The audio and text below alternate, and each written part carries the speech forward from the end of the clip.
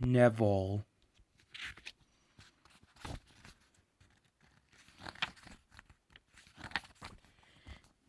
This is a story about Neville, a little engine who just wanted to be friends, but Thomas and the others wouldn't give him a chance, and that got them all into trouble.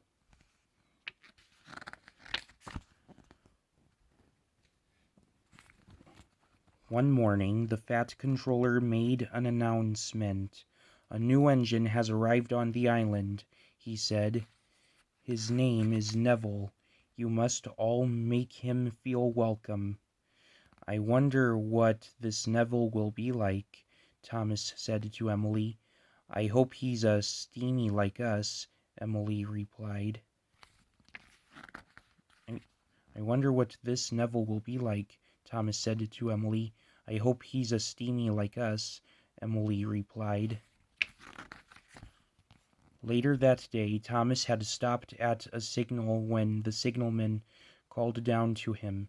"The bridge ahead is unsafe," he said. "It needs mending before any engines can cross it. You must go to the docks and collect some iron to repair the bridge."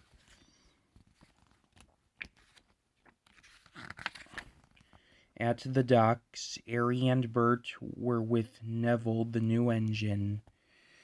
Neville was a steamy, but he had a square body like a diesel. Harry and Bert were feeling naughty. "Well, we'll help you shunt those trucks," they said.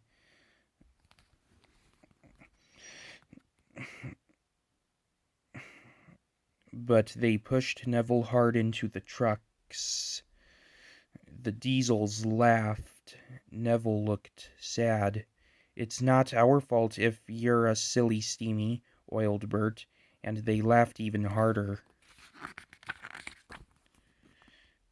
When Thomas arrived at the docks, he thought he saw Harry and Bert laughing with Neville. "There's the new engine," Thomas thought. "He seems to be friends with the diesels. How strange." Thomas chuffed off to Knapford Station. "We'd better be careful of that new engine," he warned James at the platform. "I saw him laughing with Harry and Bert at the docks." James was shocked. A steamy friends with diesels. He chugged off to take on water. "That new engine Neville is best friends with the diesels," he huffed when Percy passed by. "He doesn't like steamies, Thomas told me." Later, Percy met Emily at a red signal. "Don't go near Neville the new engine," he told her. "The diesels have told him to biff into steamies." James heard it from Thomas. When Thomas arrived at Crovan's gate, the Fat Controller was there. "I have a very important job for you," he boomed. "You must warn all the engines not to cross the bridge until it is repaired." Thomas felt proud. It was a really useful job. Then he heard a whistle. Someone was coming. He had to warn them. But when Thomas saw it was Neville, he forgot all about his important job. "He's pulling Annie and Clarabelle," Thomas sulked crossly. "They're my coaches, not his." "Hello," puffed Neville perkily. "I'm not talking to you," Thomas huffed. Neville was puzzled and sad. When Emily pulled in next to him, Neville gave her a big, friendly smile. He hoped she would be nicer than Thomas. Emily wheezed out steam. "It's no use trying to make friends with me," she said grandly. "I know you're going to biff into all the steamies just like the diesels told you to." Neville didn't know why she was being so horrid to him, but the station master blew his whistle and Neville had to chug sadly away. Then Emily saw Thomas. "Thanks for warning us about Neville." she said. Percy told me what you told James.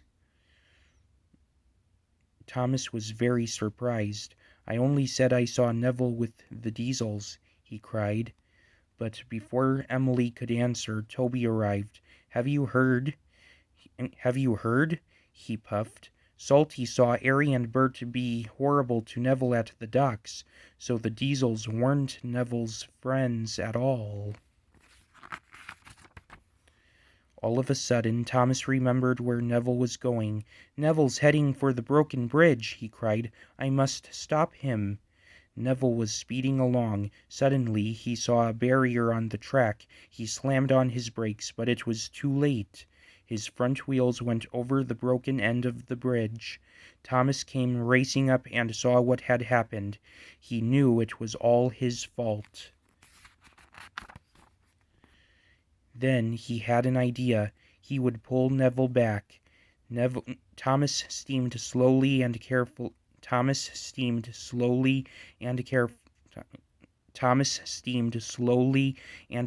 onto the bridge. He gently bumped Clarabelle, and Thomas's driver coupled Clarabelle to him. Thomas was very scared. Slowly and steadily, he began to pull Neville back from the edge. The bridge creaked. Thomas had to hurry. With one big puff, he pulled Neville to safety. Thanks, whistled Neville. What a relief. I should have warned you, puffed Thomas, but I was too busy believing silly stories. I thought you didn't like steamies. Can you forgive me? Oh, yes, peeped Neville. Let's be friends. Thomas gave Neville a long, happy peep peep. From now on, he wanted to be the best friend Neville had ever had. The end.